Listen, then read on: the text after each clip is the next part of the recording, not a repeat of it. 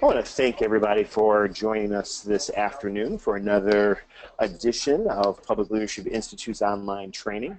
This particular session is going to be really talking about how do we take our ideas and get them on the agenda and build support for the public policy solutions that we're talking about. This is very much a little bit skill-based and builds on all the message training and policy discussions that we have traditionally in these sessions. But this really gets into the putting these ideas into action. And so I'm looking forward to presenting on this topic today. My name is Dave Woodward. I'm going to be a presenter and host for this edition. I'm the National Network Director for Public Leadership Institute. I'm also a local county official, a former state legislator. And I would say prior before that, I was a field organizer. And a lot of the stuff that we're going to be talking about today is going to definitely link us back to like, how do we take these ideas and put them into action, really pulling on some of those traditional organizing and field field principles, if you will. A little background we have a number of people who are new that have never joined us before, and we're very happy to have you. Public Leadership Institute is a nonprofit, nonpartisan policy and leadership center focused about raising not only awareness around key public policy issues around equity and justice, but central to that work is developing public leaders who are going to improve the economic and social conditions for all people. And that's central to the work that we're doing, and from a leadership development perspective, from a communication focus, as well as to a broad public policy education. You get lots of information about the work that we're doing at publicleadershipinstitute.org. And there you're going to find a host of publications.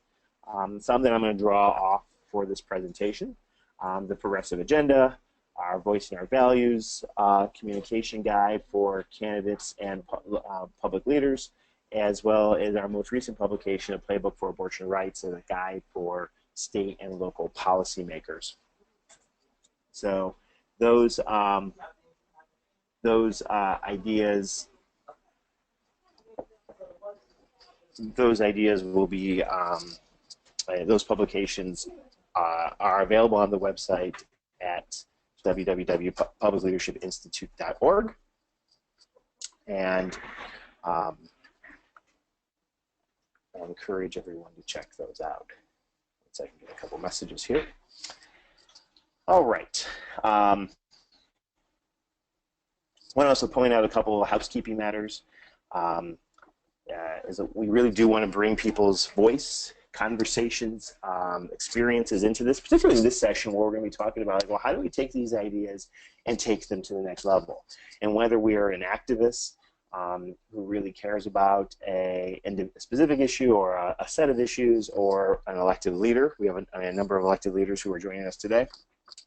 How do we use our positional power to help push those ideas forward, depending on the environment that you're in? So to that end, we really want to bring your voice and input into this conversation. And there's a number of ways to give input. You can raise your hand if you have audio capabilities, depending on where you're joining us. If you click on the hand icon on your control panel and your GoToMeeting, GoToWebinar control panel, and click on that link and raise your hand, and then I'd be happy to unmute you at the time that we pause. And for this session, I'm going to say that definitely lots of time at the end for as many questions that come up, but people should just be encouraged to reach out during the course of the presentation. I'm happy to pause at any moment. I do realize that people join us from a variety of locations, and sometimes audio is not the best way to participate. So if you type your questions in the question bar, we'll address those questions as they come in. My email, dwoodward@publicleadershipinstitute.org. Is also on, you should see on your slide. Feel free to email me. It's very difficult during the presentation to respond, but if there are questions following this presentation or any other presentation of the work of PLI, don't hesitate to ask, and I will direct those inquiries to the place appropriate.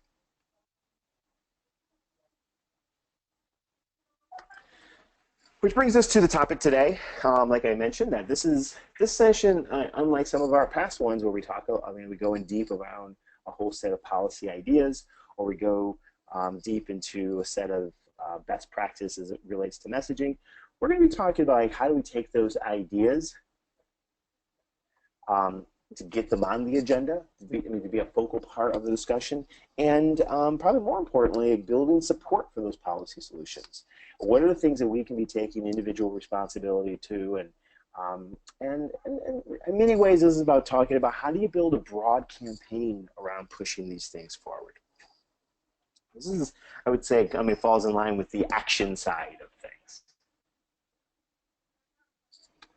So, just like with anything, and there's a host of issues that exist out there. We know, we might be more driven around expanding abortion rights. We might be, focused around expanding, improving public education, about improving the economic conditions of working families and children.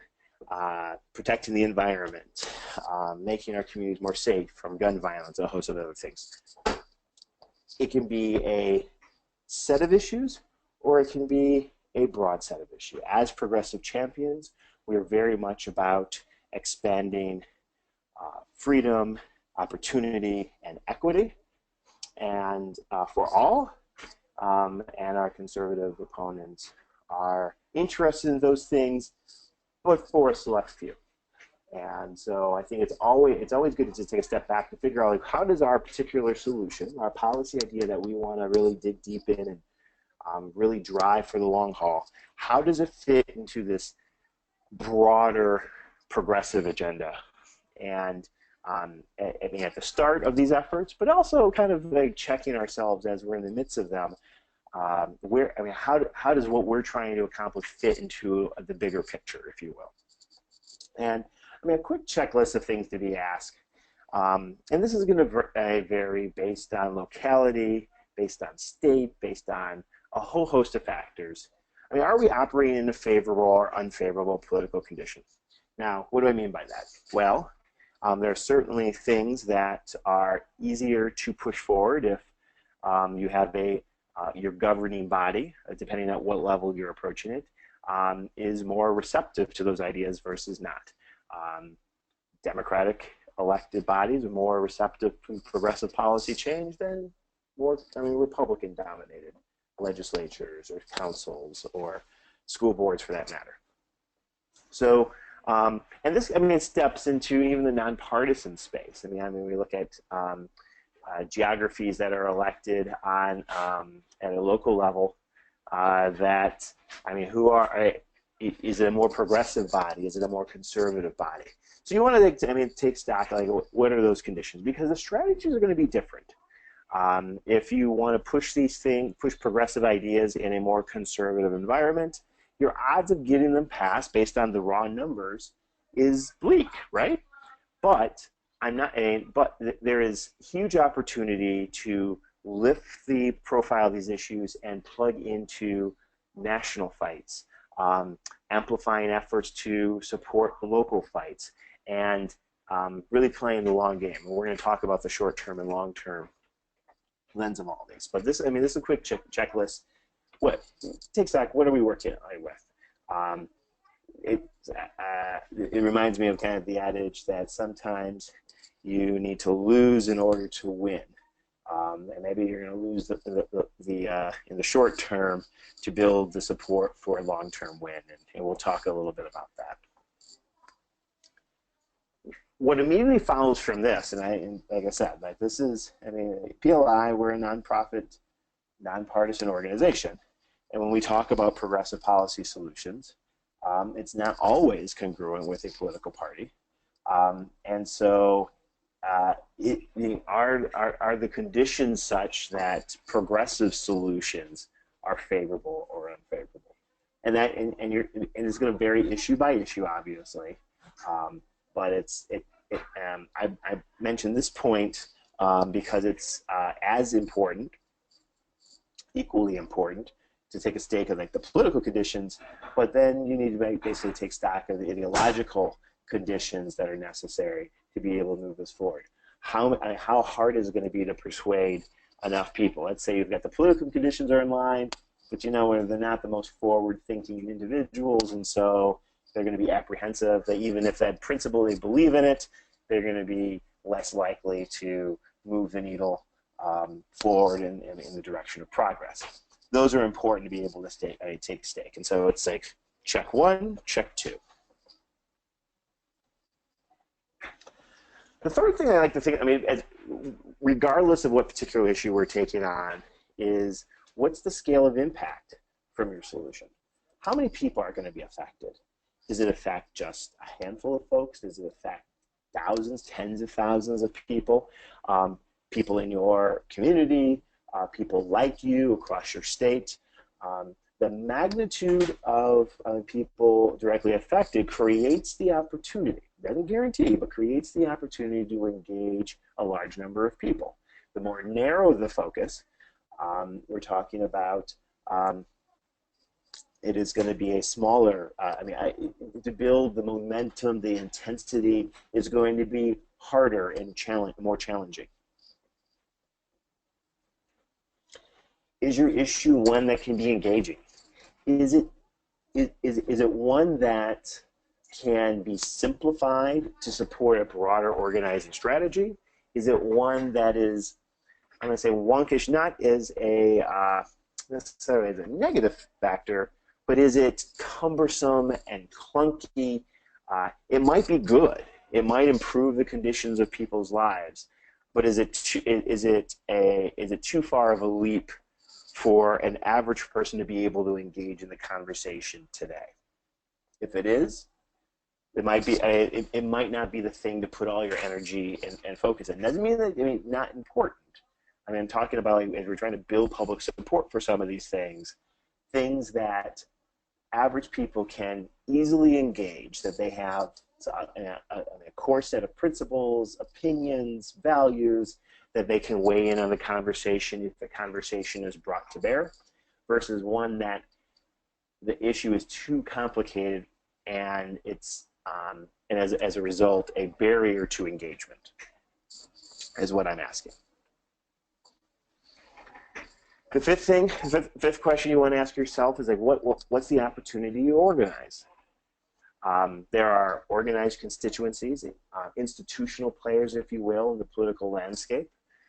In the progressive community, we're talking in large part progressive issue-based organizations. We're talking organized labor. We're talking other networks that share our values.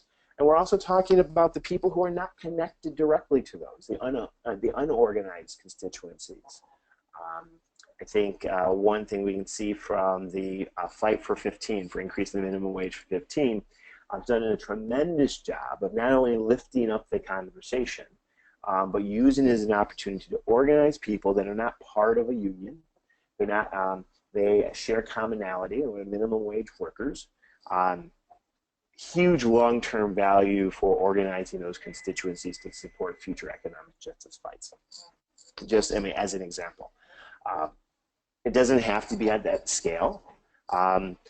Organizing domestic workers, organizing mothers, organizing caregivers of the senior population. I think that there are lots of people who are not necessarily connected to something that creates an opportunity to connect. And why that's important?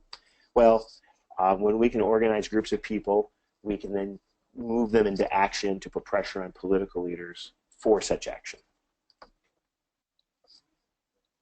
Sixth point is do you have institutional support for some of these ideas? Now, why is that an important question? Some ideas are worth fighting that you don't have institutional support, and I've been in those. Been in those arenas myself.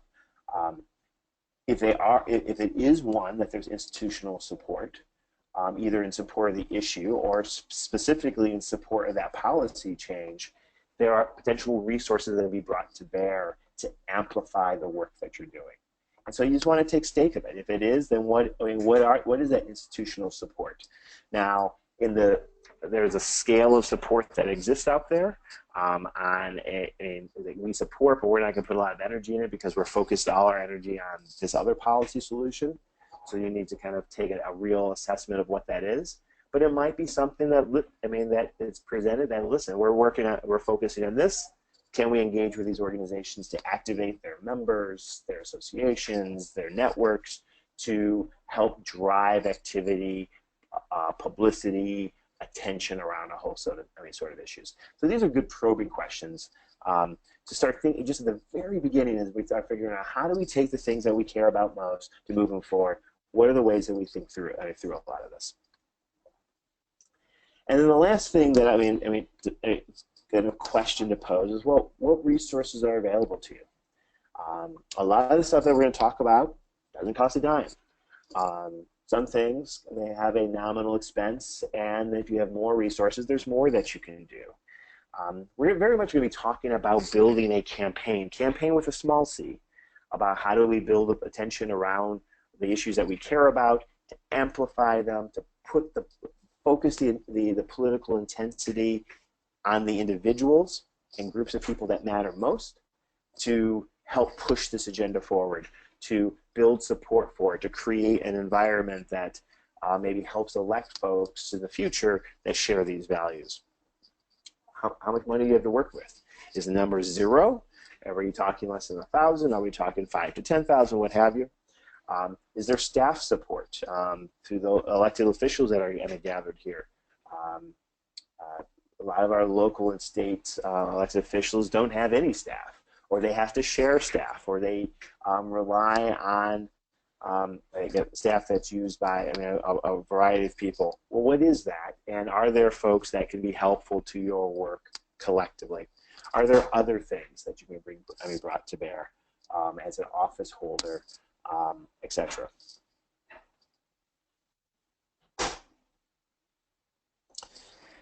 As we continue to talk about assessing the position, and we'll be doing a session in the future really around power mapping.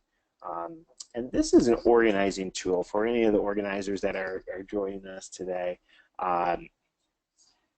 It's a tool that's been around for a number of years that basically lines up on the y-axis here on the left, a ranking of political power.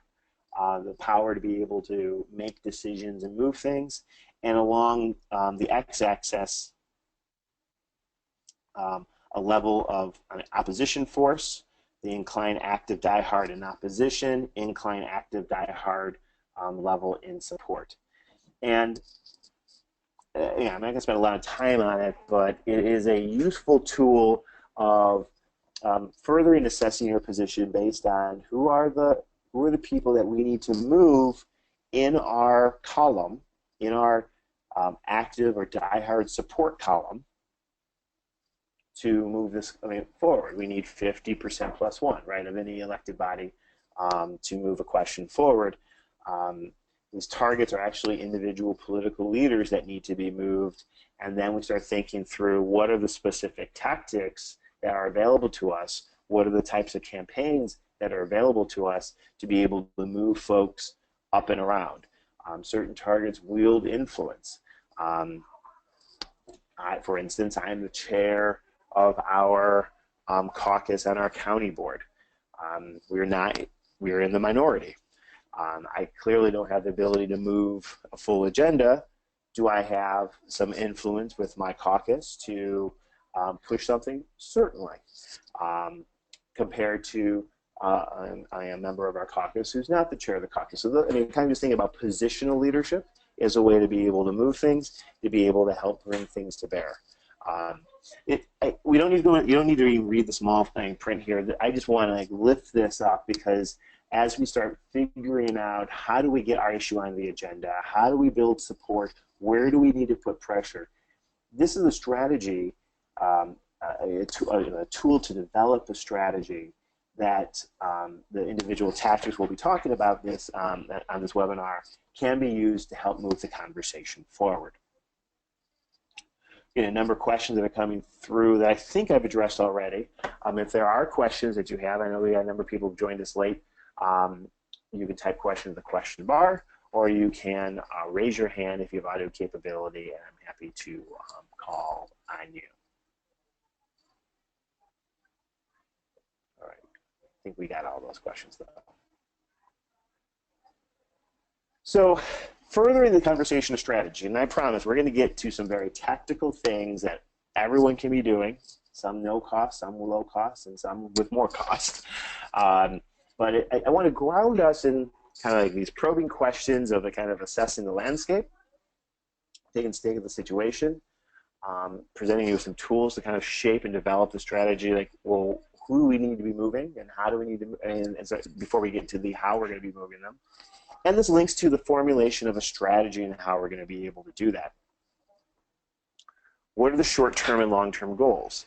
Now, based on those earlier 6 questions that that laid out, that's going to inform like what's realistic from what's not, and it's perfectly fine. I mean, maybe you're trying to push very progressive public policy in a government body entity that's really conservative. The ability to get actual policy adopted is going to be challenging in that type of condition versus advancing public policy in a more progressive elected body. So certainly getting policy adopted is what drives a lot of us to do a lot of this work.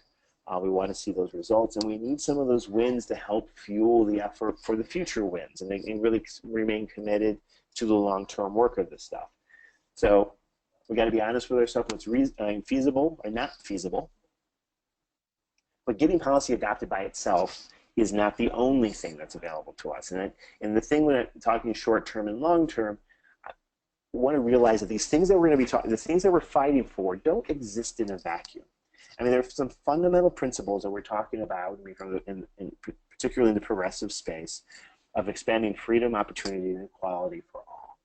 I mean, that is a fundamental value and is a framework that government playing a role in the expansion of that freedom, opportunity, and equality for all. Other things that can be directly useful and helpful to our the strategy would be to shape the public narrative.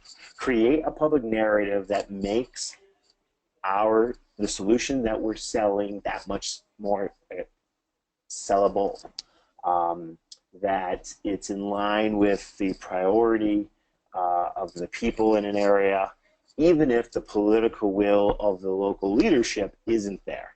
The more you shape that public narrative, it has an impact on other factors. So by the mere effort of lifting up specific policy solutions and talking about them and why they're important has the ability to shape a public narrative that not only falls within a specific locality, a county, etc., but can help shape a region, can help shape a state's public narrative. It can be part of a national public narrative. And as we see in the upcoming presidential election, there's no shortage of material that we can be tapping in and talking about what we can be doing at the local level to complement the policy discussion that's happening at a national level. We have an ability to impact political contests. And what I mean, electoral contests. When you raise issues that are incredibly popular that other people, that mean on elected bodies that you may be serving with or you're trying to influence and that they disagree with, and they're put on record, it creates the space to have accountability, to have a conversation of whether or not they deserve to continue to sit in that chair if they're going to continue to vote in a way that's opposite of the majority of people, of voters, of the community, and there's political consequence for that. This is a long-term game. I mean, if you look at it like I'm going to put the next month of time and energy into this, and then we're not going to do anything after it, and there's no consequence if you don't come along with us and help us do this. It's really hard to impact that political context. You need to build the long game and identify. Again, it's another test to put against your policy solution. Is it something that has a long-term staying power to be used as an accountability tool to shape political contests. Related, but not exactly the same, is like defining the political environment. I mean, there are things that will occur that will make certain issues more salient given the conditions. I'm based in Michigan. If anyone is from Michigan or visited Michigan, you know, a few people just pass through Michigan because we're kind of at the end of the line of I-75. Our roads are pretty atrocious, and our investment in public infrastructure, like a lot of states, but more so than most, we've decreased. And as a result, our roads are crumbling. The last 18 months, there was a rallying public cry for action around finding new money to improve our roads, raising revenue to fix our roads, supporting local communities to do roads. So if you were involved in any infrastructure issue, and it sucked up the attention of the legislature, it was definitely being brought into some national federal infrastructure conversations. It was brought into local conversations. If you were trying to push something else, it was hard to get coverage. If something you were fighting for dealt with infrastructure, safety of roads, public investment in our infrastructure, your opening was wide to be able to talk about the solutions that you were advertising for. So that's the example that, and maybe this is better written, so define the political environment, react to the public environment, seizing opportunity when it presents. If you wanted to have a conversation about raising the minimum wage in the midst of that, not saying that you couldn't, but the dominant narrative for about a period of time in our state, and some would argue still is, right? At this moment, it's a little harder to cut through. So you can surf the wave, or you can help build the wave, depending on the circumstance.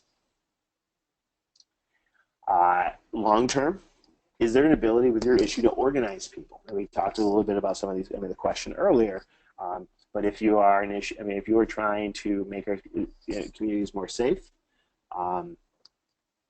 particularly in the wake of the horrible tragedy in Orlando, people who've been fighting for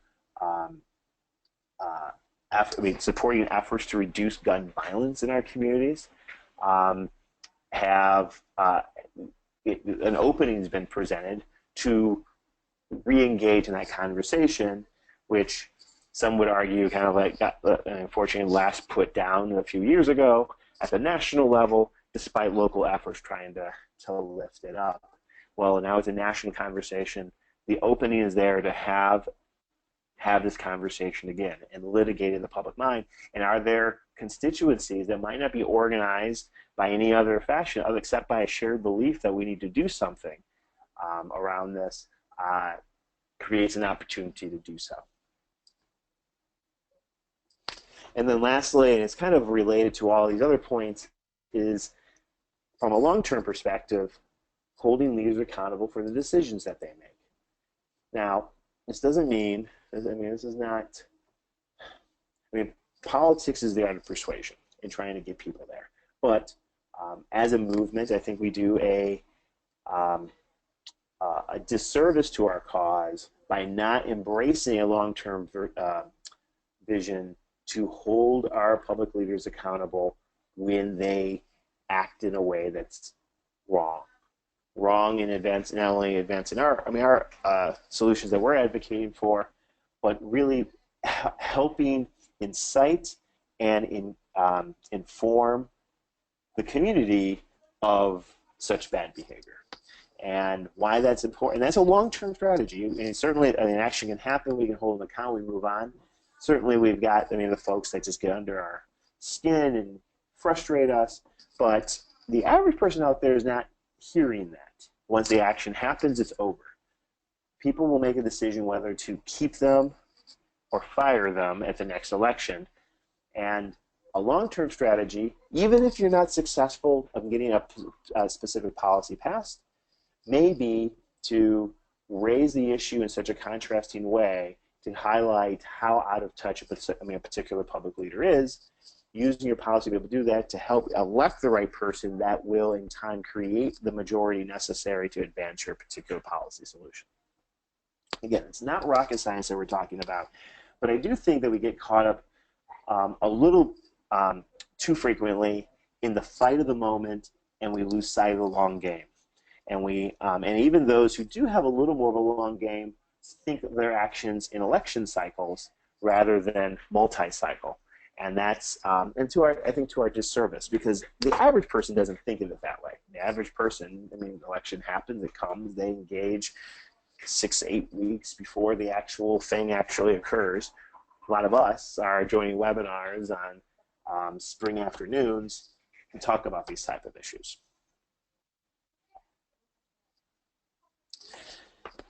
The other thing, this is the last thing I'm going to talk about strategy, is being more aggressive and intentional about developing what we call the inside-outside strategy. So there's certainly the inside strategy of a piece of legislation being drafted, a resolution being written, the committee process, the introduction process, the committee process, the public hearings, all that type of stuff. That's important. But there is a much larger outside strategy that involves some of the traditional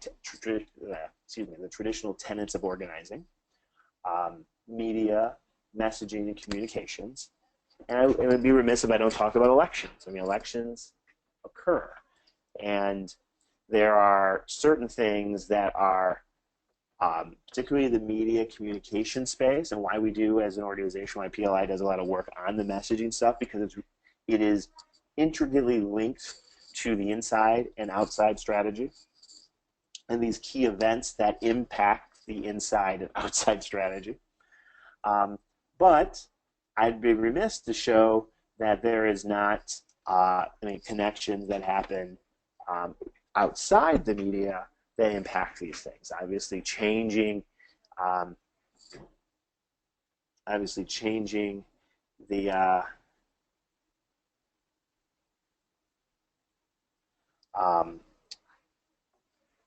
changing the conversation, changing the how do we force the conversation? How do we engage new communities and new organizations to help push these things? Figuring this out, pulling people together is going to be absolutely key to make that happen. So I'm just going to come back to here. So I'm going to pause right here to see, is there anyone has any questions so far about what we presented? We laid out a framework for kind of evaluating the traction that policy ideas that we're talking about, things that we care about, the things we want to be fighting for, in some cases, evaluate the intensity to build and plug into something bigger, smaller, or what have you. We've talked about the importance of zeroing in and developing that strategy, and we talked about some of the interconnectivity between the inside strategy of trying to get a bill passed, a local resolution or ordinance adopted, etc., but how it links to the organizing space, the communication space, and directly to the electoral space that can frankly reshuffle or actually reallocate the chairs of where decision maker in government take place.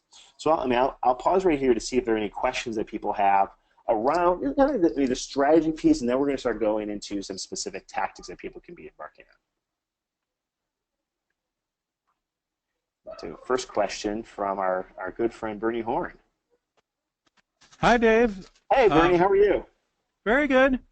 You know, I have a lot of experience with progressive groups, and when you're talking about creating a strategy, especially a multi-year strategy, it's very hard to get various groups in the room and cooperating with each other, even though we're all progressives and we all have the same goals. Mm-hmm. In part because we have different strategies, we have different funders. How do you get people to cooperate in creating the strategy and the inside-outside strategy especially? It's a great question. So some of it, well, I think all good meetings start with good food. That's essentially create the space to have the conversation. I mean, I can speak from some experience from Michigan. I mean, we're in the process. Public Leadership Institute has been a driving force in helping, facilitate a conversation around protecting and expanding abortion rights in Michigan. It's a classic example of a number of groups exist in that space on the organizing world of trying to connect individuals to raise attention of the importance of the issue and try to focus their collective organizing efforts to weigh in on these battles, largely defensive up to this point. We have the policy groups that are trying to think of the things that they should be doing, but because of the political realities, that is very much in defensive. We have some of the political stakeholders that are always trying to figure out how do we change the people that are sitting in the chairs. We've got other groups that are that this is a part of their work, but not core of their work. And so you get a lot of people that are working in this space. But I think, as you mentioned, I think people have, in some cases, like tunnel vision. We've got our own deliverables that we have to satisfy, our own funder obligations that we have to satisfy, and we struggle to take a step back and see how all of this work, and all the resources, the people power, the resources that are being played, but to think through, is there a way to do this work better? And so our model in Michigan, and so far been highly successful, is to invite all these stakeholders to kind of leave baggage, past fights, and other things behind, and to be part of figuring out if we're able to build enough political support, how would that look? And start a conversation of exploring what is the full capacity of individual organizations or individuals. What are the resources and time commitments to commit to this development of a strategy? Identifying champions at the state and local level that can be people that would not only invited but excited to help introduce and lead the fight on proactive legislation, things that not only changes the conversation but improves the conditions for women and families in Michigan. And then asking those individual groups that are part of that conversation, how do you align this work with your work plans? What does that look like? All these individuals are doing things and working really hard every single day. Are they willing to adjust their work plans so that we maximize efficiency, we maximize reach, we maximize organizing opportunity, and channel those resources so that we're all operating under an aligned strategy. It might not always be exactly equal based on or a specific organization structure, priorities, etc., but that at least the strategies are aligned and not working against each other. It's a long answer for your question, but I think it's such an important question, because whether it's this particular issue or advancing public education or economic justice, there's so many of these organizations that exist and out and do their own thing, but we don't see the connection of the policy space, the organizing space, and the elected officials coming together to figure out how to actually move that conversation forward. And the first step is actually to get folks in a room to have that conversation, to understand how all these pieces play on one another. And then secondly, I'm really putting pen to paper and individual leaders being willing to give up some power, if you will, and some resources or pooling resources to maximize shared collective impact that everyone ultimately benefits from it. So that'd be my long question for answer for your question. I don't know if you have, if that answered it, or if you have any other thoughts about it.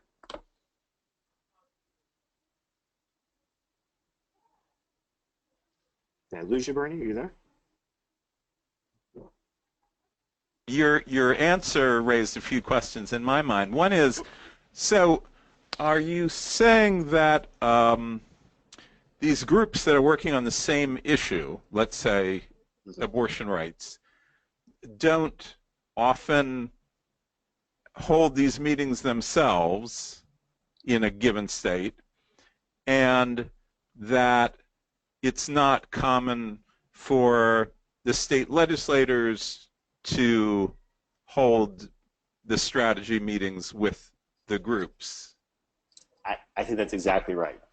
And it seems crazy. I mean, everyone just assumes that these meetings are happening in some way or another, and I don't know. I mean, I'm an optimist by nature.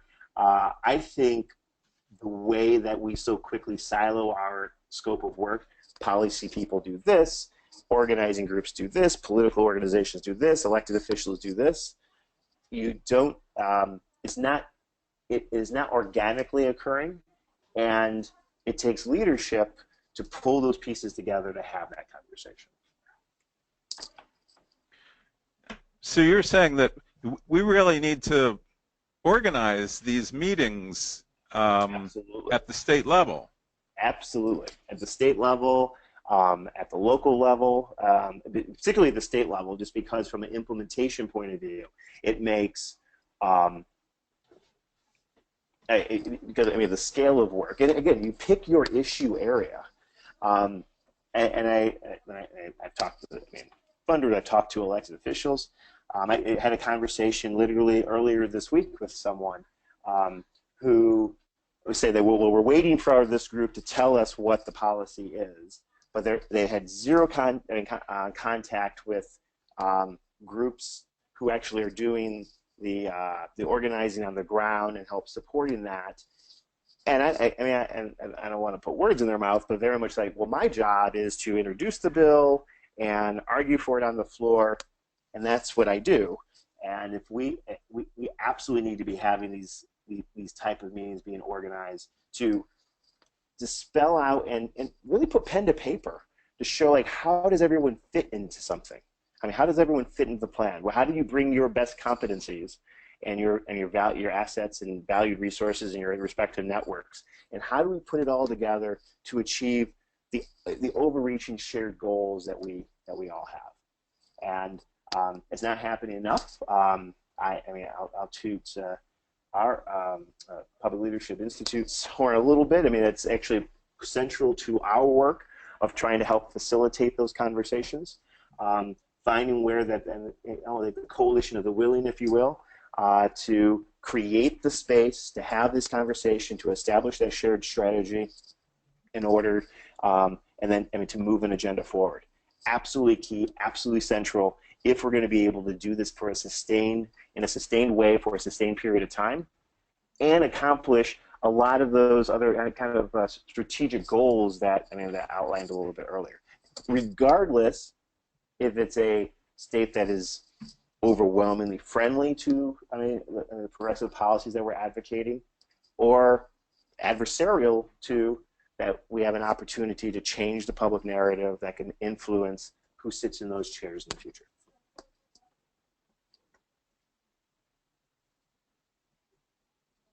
So thank you, Bernie, for that. Is there any other questions that folks have on the strategy piece here? And then we'll go into some of the conversations. I want to remind that this is less about picking a specific specific policy you're pushing, because a reference, something that you can draw lots of material from. This is how you take the things that are really the policy solutions that we're advocating for and put them into action. All right.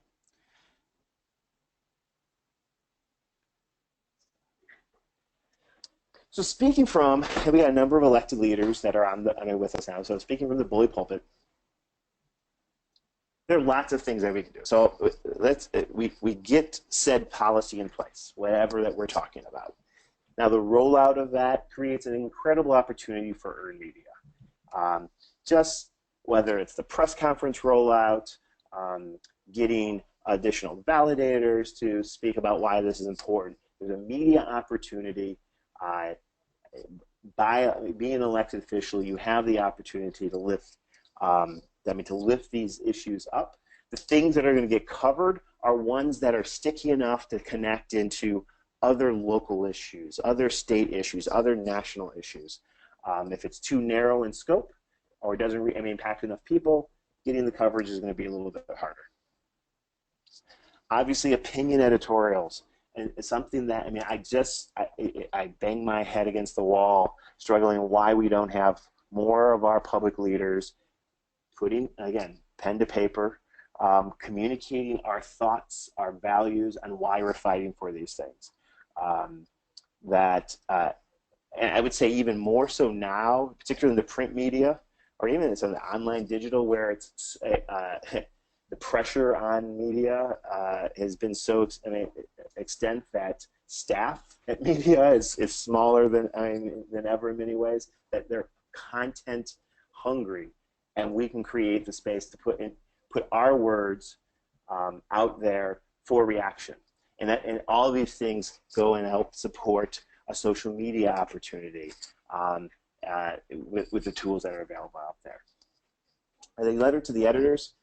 This is an opportunity to engage members of organizations that are supportive of the cause, to engage people who are unorganized, to again adopt, to use their voice, hopefully aligned with the messaging stuff, which I'm going to come to in a second, to make sure that that messaging is aligned and is effective to achieving, again, whatever your desired objectives are, of putting pressure on an individual elected leader, persuading that persuadable audience of why this is the right solution, motivating our base to get more engaged and support a cause. All of these things, it only happens, and I think it only happens well when you build a campaign around or roll out the idea that that is built on this inside-outside strategy. And it's more than just issuing a press release, I introduced this bill, and then we're done with it. You've got to be willing to hold it for the long term.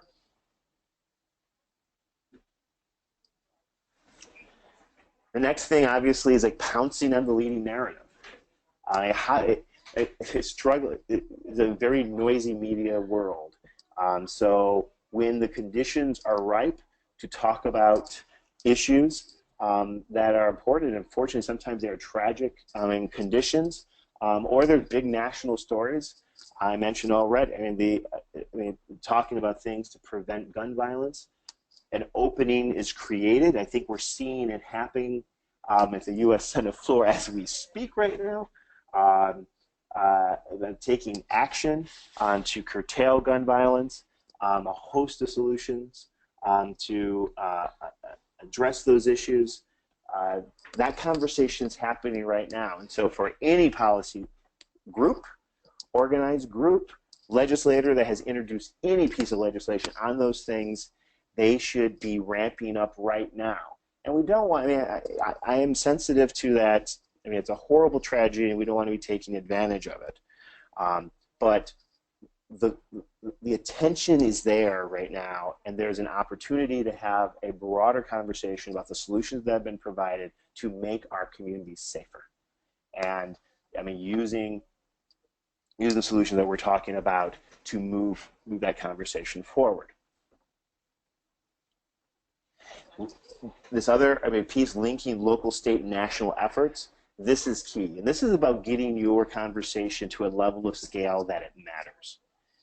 For instance, if you're in a state, I'm going to talk about some individual strategies, but if you're in a state fighting a specific thing, imagine the impact that happens with that when that state has your state as well as 15 other states simultaneously taking action to push a conversation forward. That is It's going to be seen nationally as an organized effort. It is going to get more national attention.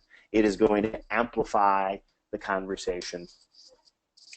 Absolutely critical if we want to move, again, move these conversations forward. If we want to get it to be a topic that's being discussed around kitchen tables, at the local bar, at the beauty salon, or what have you, you've got to be able to lift the conversation into that space. And you do that by linking it to, to a larger scale. But you can replicate it backwards as well. You can take state level work and then identifying local leaders to, if not follow your lead, but emulate your lead and get it to a sizable level scale to keep the conversation forward. I'll give an example. Again, in our state, it is still atrocious in my state that we do not have protections in law against discrimination based on being gay, lesbian, bisexual, or transgender.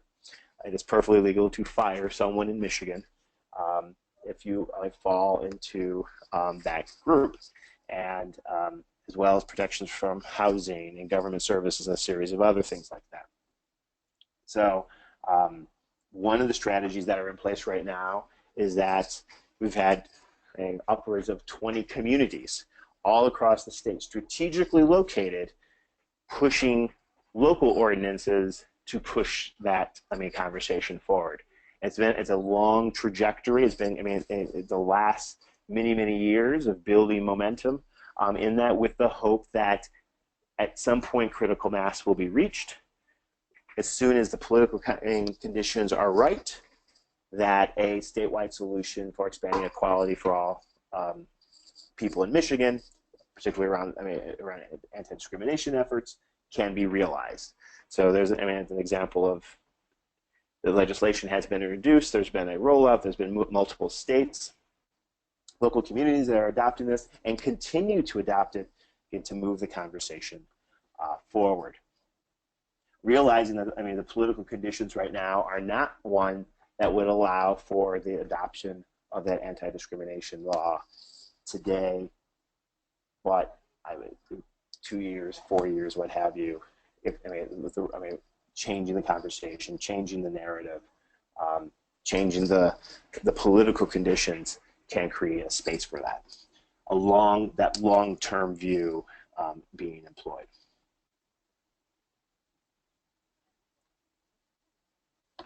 And so I talk about finding other leaders to complement efforts, to amplify, to keep talking about it, different angles around the same similar policy solution. All of those things make local action a state or national story, or vice versa, make a national story relevant to your local community. Those are the things that's the ability for our public leaders to use their bully pulpit to actually move the conversation forward.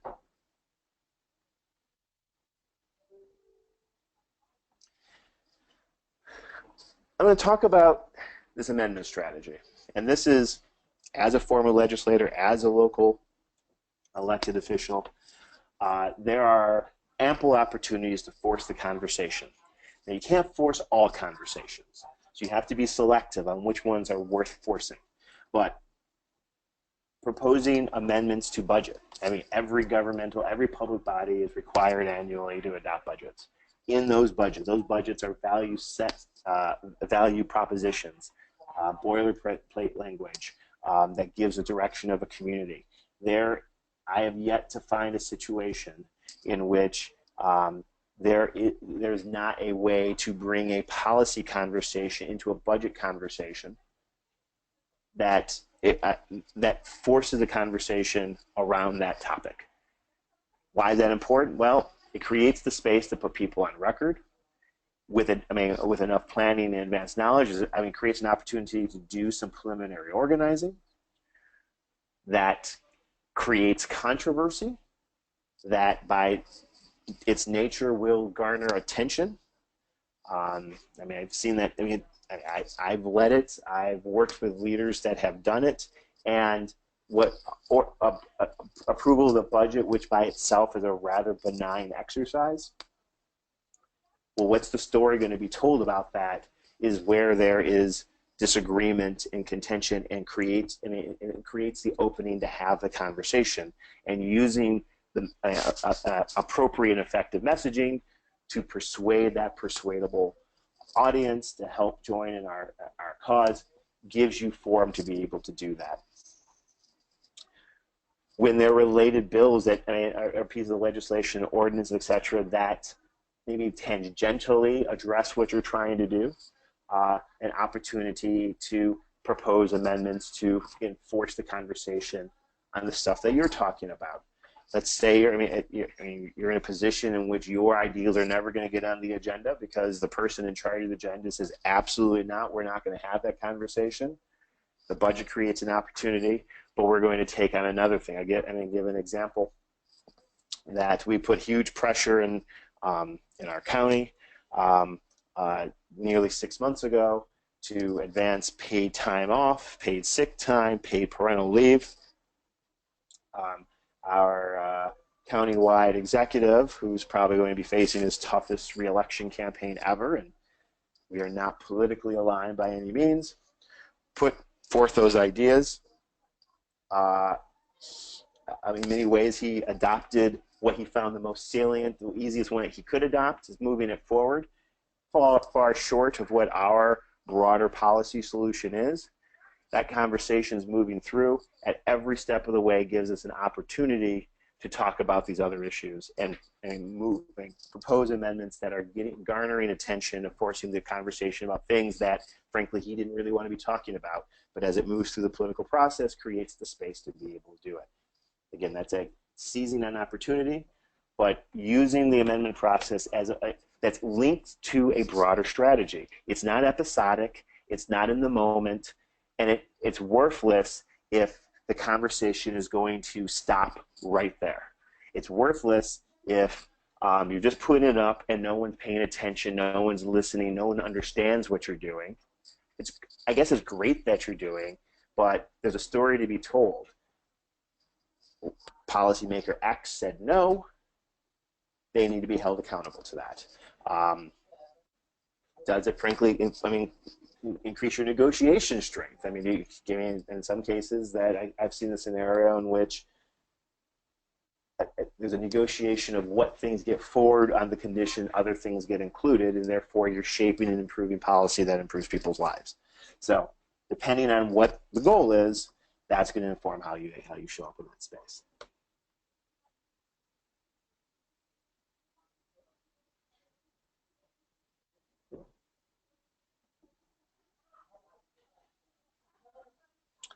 Rapid response.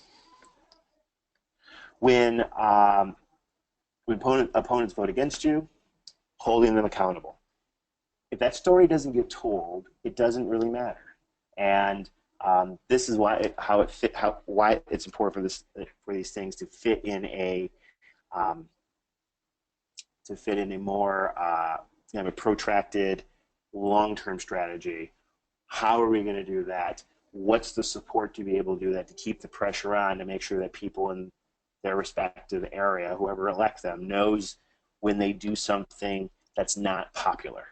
And my experience is never one issue that brings a particular political leader down.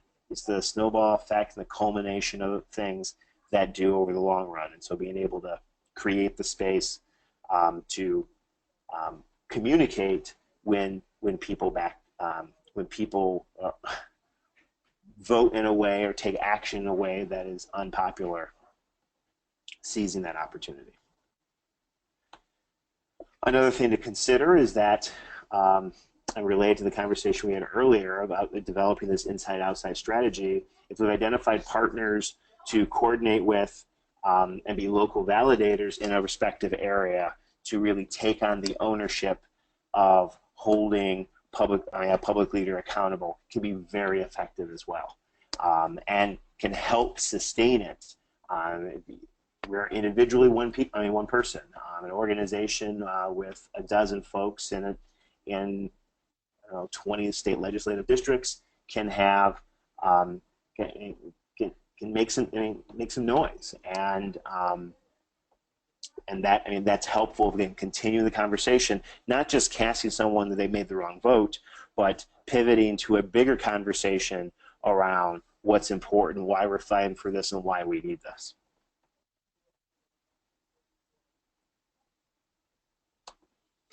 A local resolution strategy. Every local councils, local governments, school boards, counties pass non-binding resolutions all the time. Sometimes that they are public declarations declaring a significance of a week, recognition of a hero, what have you, using the political process to formally take action without creating a law per se. So what does the local resolution strategy give us in this case? It gives us an incredible opportunity at a local level to affirm the values and the messaging that we're advocating, the policy change. So for instance, state legislation proposed, among dozens of local communities can be taking action to, if the conversation is not allowed to be had at the state level, that conversation can be had at the local level. And again, depending on the level of conversation, depending on the people who are leading it, depending on the voices that are brought into it, depending on the ability to connect it to local stuff, to a local community, which almost everything is. I mean, when we're trying to move the needle of change, it might not fall within the authority of a particular local community, but the importance to the people in that local community and the ability for that local government entity to weigh in can be powerful, can help generate media, can further the conversation, can publicly support legislation that creates, again, the space to have the conversation about why this is important. So again, we're starting to think about ways to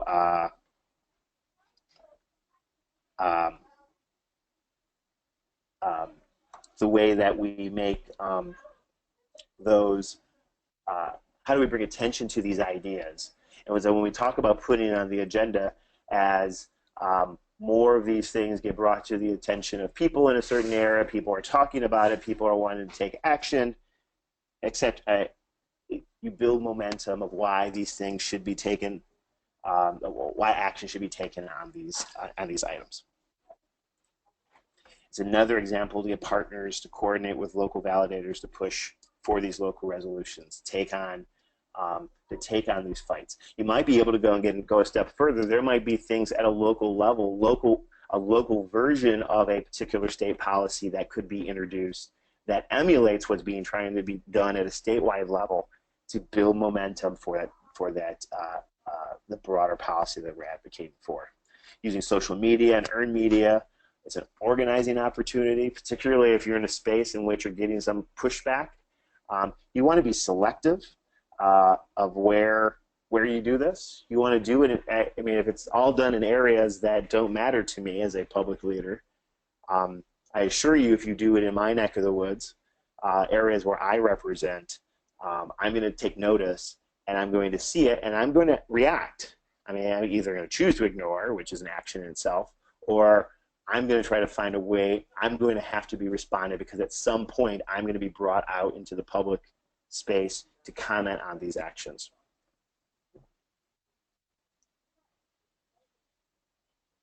And I would be remiss if I don't highlight one of the publications I did at the beginning of the presentation, our Voice and Our Values book, which you can get, you can download a free copy at publicleadershipinstitute.org, or you can, for a small fee, buy a hard copy on Amazon. There is a countless number of incredible messaging on a host of issues, many of the things that motivate us and are the most compelling progressive political issues of our time, of our moment, that helps us frame our argument with the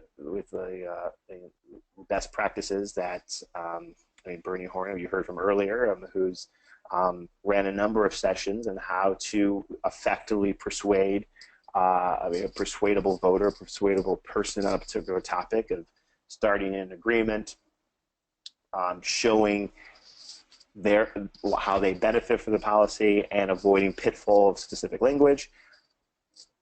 I was with a group of people talking about this recently, and it is a manual for writing opinion editorials, letters to the editor, message framing, and a host of these issues, and really encourage everyone to take advantage of that because it's a tremendous tool to help support. So use it to help, and make sure that the message that we're putting out are the best practices, message tested, most effective in achieving our objective, which is to persuade people to embrace these solutions.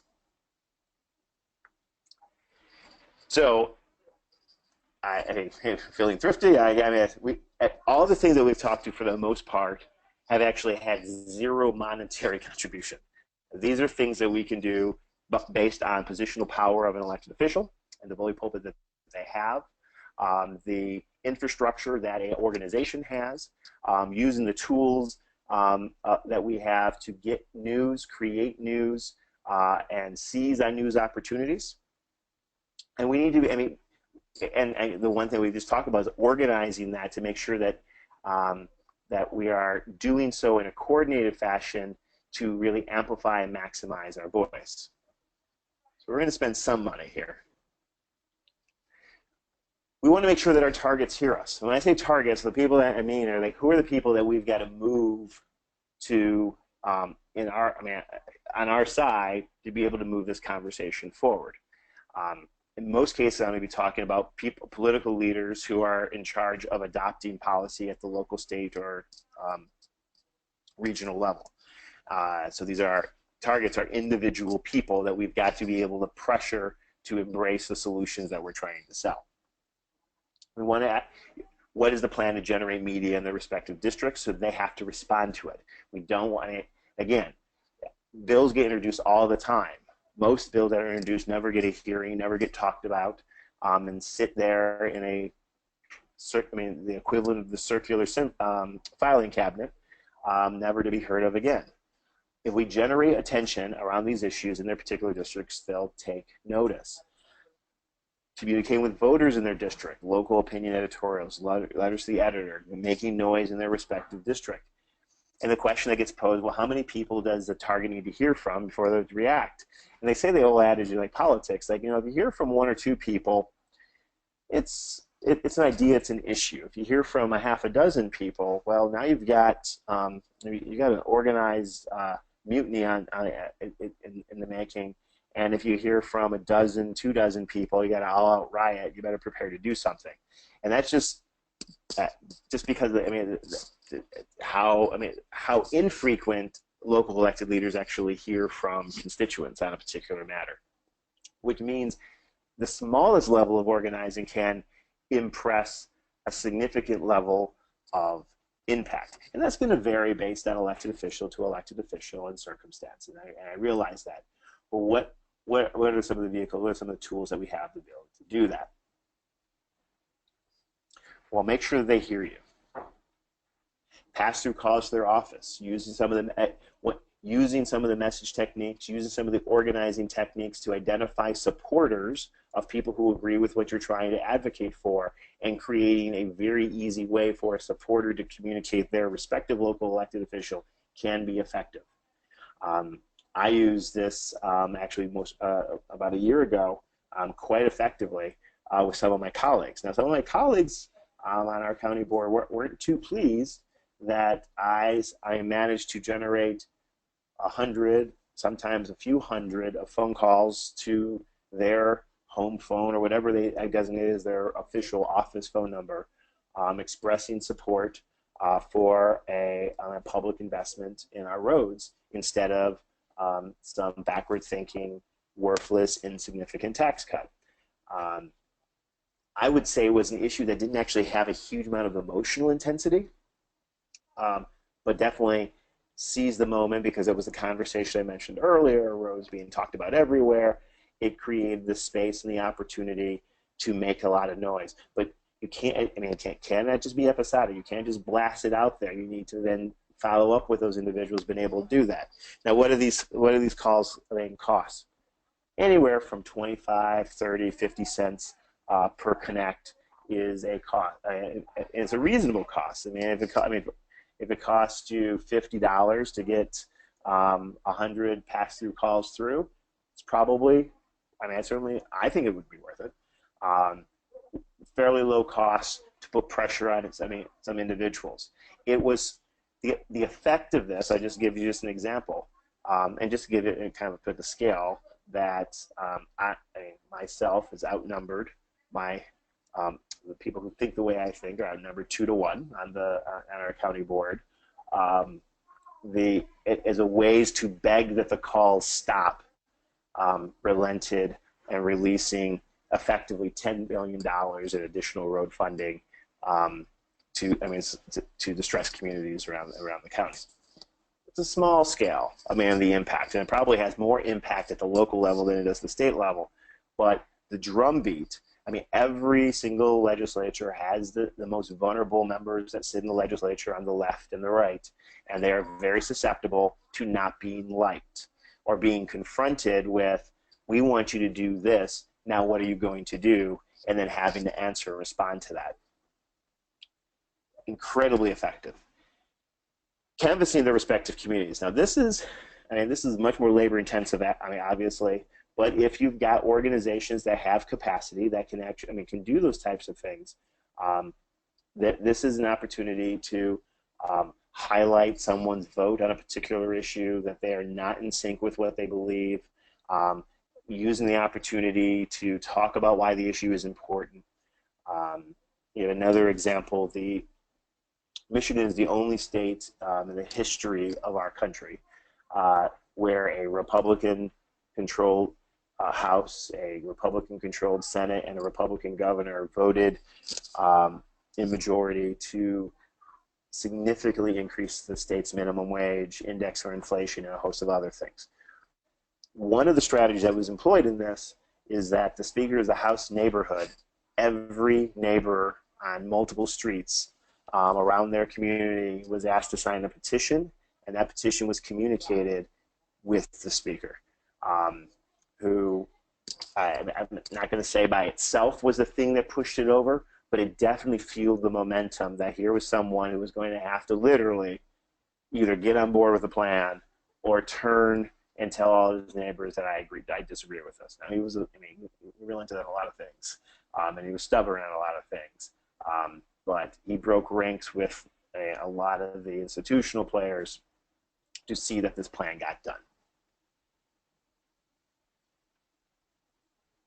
Grassroots lobbying, activating supporters, again, another incredible tool for organizations, organizing base groups that are aligned and supportive of the groups that that are in support of the solutions that you're bringing forth, to activate them, to show up in their legislative offices or meet them in their respective local community, support accountability campaigns, all those types of things, making certain that the targets hear you. And it's like a laser beam, making certain that Representative X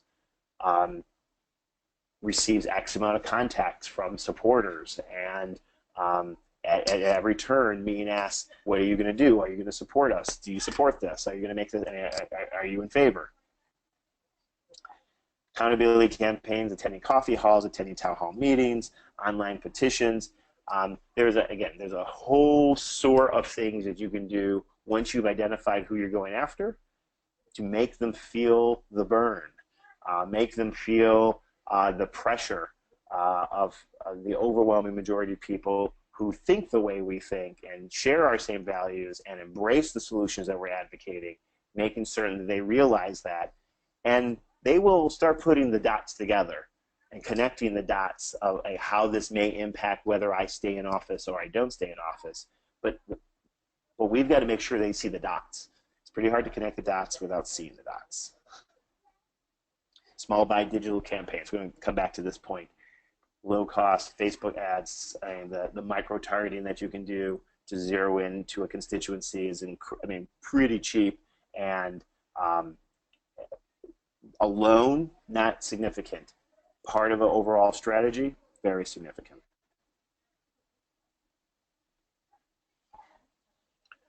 Prove it's popular. So a lot of things, I mean, we don't go out trying to identify issues based on their popularity. Polls and research should tell us how hard we have to work, should present to us a starting position of where things are, and help inform what the roadmap is, the stuff that we need to do to move the needle into building greater support. Now, that being said, the things that the progressive solutions that are outlined in the progressive agenda, the abortion rights guide for state and local policymakers, and a host of other areas are overwhelmingly popular solutions. The messaging and voicing our values is popular in resonating with those persuadable voters and decision makers. We know that going into it, and so the ability to kind of raise the stakes, if you will, to get more attention, to talk about how important it is, and put opponents or targets, if you will, on defense. What are some of the low-cost ways to be able to do that? Online polls, not very expensive, $500,000. I realize if you're writing that check out of your own pocket, that could be, I mean, that's not chump change, but relative to the $20,000, $30,000, $40,000, 400, 600 sample phone poll, it's pennies on the dollar, and can be very, very successful. I have direct experience with this.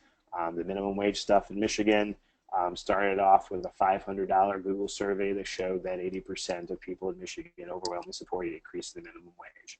And it set, I mean, it became the ground, it kind of like the media attention lit the fire that supported nearly a year-long organizing strategy to achieve that goal. I've seen it done in a lot of other areas. It's very cheap, very easy, very user-friendly to be able to get some results in which media likes polls. They like some data. It's a credible source that walks around with the endorsement of Nate Silver, and useful information, demographic information, pretty easy to use. Once you have some results, you can start promoting it. Automated phone polls, another way.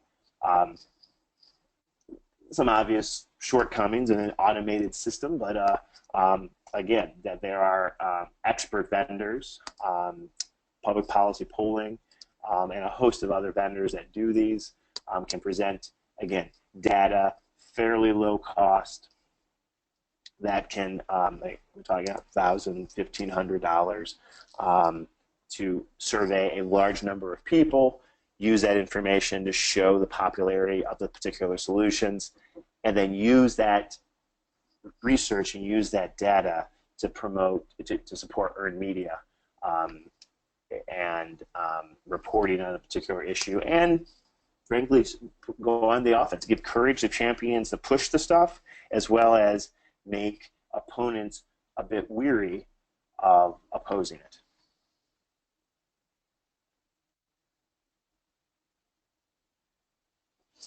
On the organizing front, telephone town halls. I am a big fan of these. Again, relatively low cost. You can reach large numbers of people. For a few $100s, you can talk to hundreds of people in an hour, much more than you can in an evening of door knocking and a series of other things. What it creates an opportunity to identify and find activists, collect demographic information, reach voters, to engage and to engage the target, inform them about the target, and they're either on the fence or they're standing in our way. By itself, it only has so much utility. Part of a comprehensive contact strategy, media strategy, communication strategy, field strategy can have significant impact. I mentioned capture demographic information to help support other organizing opportunities down the way. Fairly low cost. These are the calls that just blast out a huge number of attempted calls, and people choose and select to opt in and listen, and they stay on for 15, 20, 30, 40 minutes to talk about the topic. And again, great opportunity to bring attention to people. The people who stay on longer are the ones who are going to be more likely to be engaged. Use it as an opportunity to convert them into a higher level of action.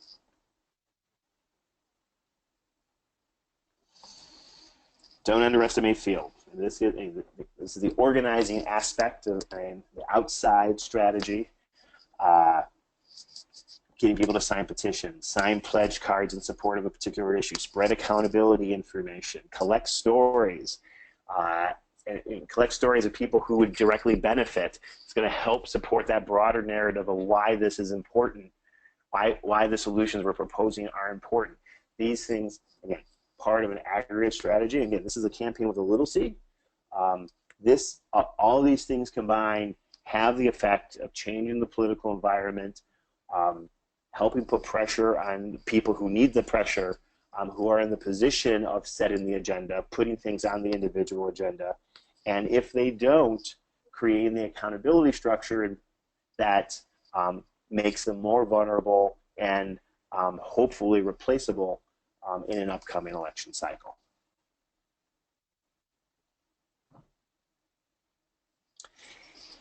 If you have additional resources, using issues to move people, using issues, direct mail. There's some tricks to lower cost direct mail. Obviously, direct mail comes and is not free or cheap, but again, targeted, complementary to a much more comprehensive voter contact strategy. It can be a valued tool and a valued asset. Full-scale digital media campaigns, again, can further foster digital list building, social media, making the issue loud, loud in the eyes of people who are following the stuff, loud in the eyes of others, making it an issue, a defining issue that might have utility in an election year. Cable advertisement buys, again, relatively low cost by themselves, has only so much impact, part of a broader strategy. None of these things, I'm not talking hundreds of thousands of dollars, I'm talking thousands of dollars in each one of these areas. Voter education guides. I've seen quite effectively organizations take the votes on these key areas, key issues, drawing sharp contrasts, and then using it just to promote to the community. We're not going to tell you who to vote for. See for yourself how these individual candidates weigh in on the individual issues. It can be incredibly powerful. The ideas really become endless because this gets down to like the voter contact, the mass media, communication strategy, and those related things, and that's how you build these campaigns. That reach beyond, again, reach beyond the episodic event, that reach beyond a introduction of a bill and saying that we did it. It reaches beyond a press release being sent. All these things help complement and build out a long-term strategy that attempts to achieve three things. One, lift attention of the issue and build momentum and support for it, for action to take place, with the ultimate goal that we make progress and get something done. Two, to change the public narrative on how not only this issue is received, but how the narrative informs what are the priorities that have to be addressed. And three, create an electoral environment that makes it harder for opponents to be able to get in the seats of government and easier for proponents and supporters to be able to claim those seats. And with that, I'll open it up to any further questions. If you have questions on, you can type questions in the question bar or raise your hand if you have any, if you have audio capabilities and have a specific question for us.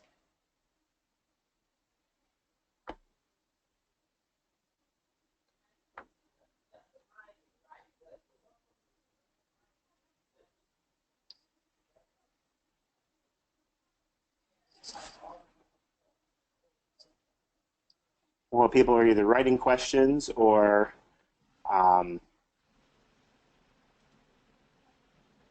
yeah, Bernie. Hey, Bernie, you there? You have another Yes, question? I am. Throw it out there.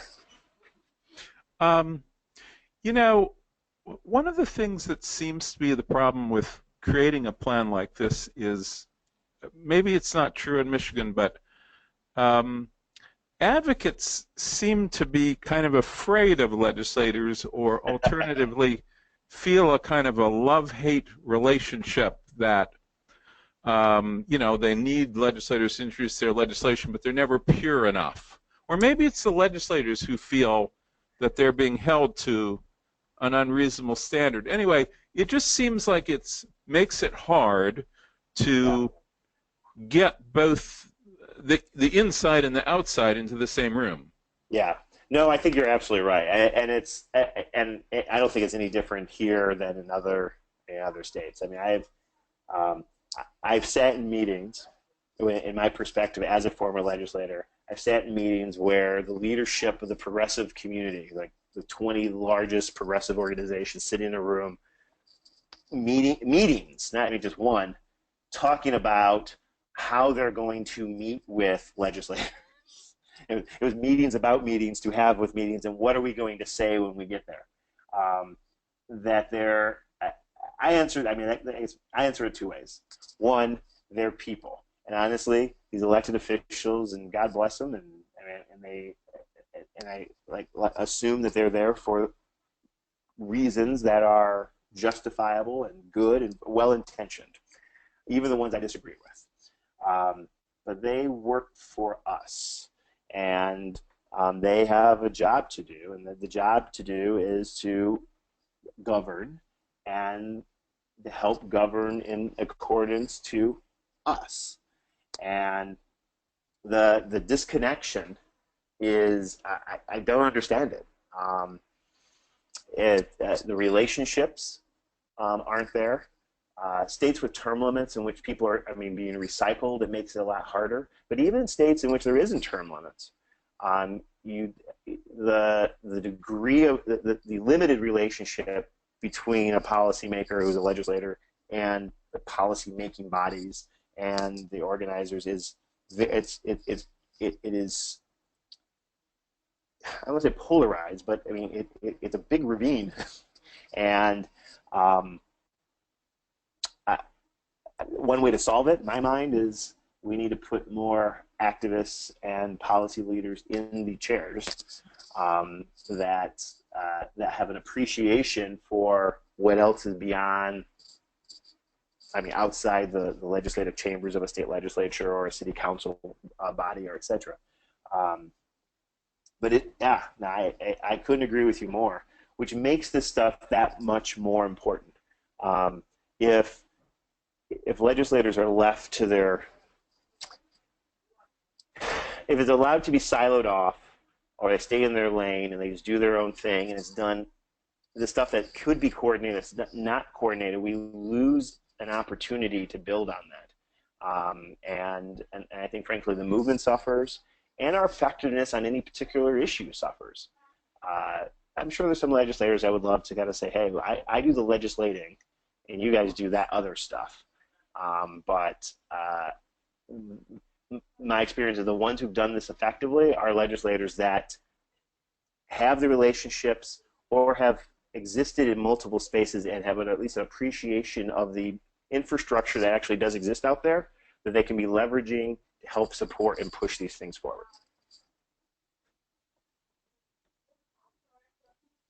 Ba-bum-bum.